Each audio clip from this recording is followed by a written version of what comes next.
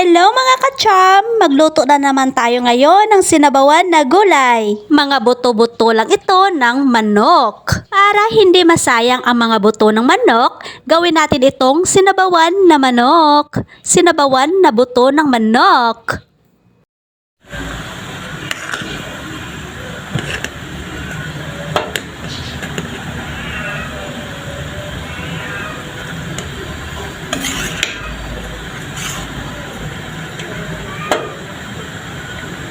Para mas lalong masarap at malinamnam ang ating sinabawan na gulay, naglagay na rin ako dito ng lemon. Pero bago ko nilagay ang lemon, kinuha ko muna ang katas nito. Ibang-iba talaga ang amoy.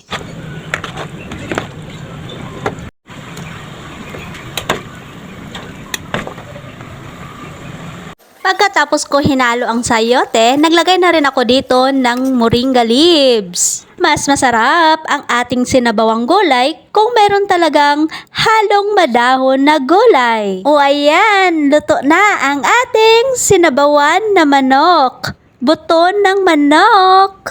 Mga buto lang itong mga kacham pero masarap. Thank you for watching!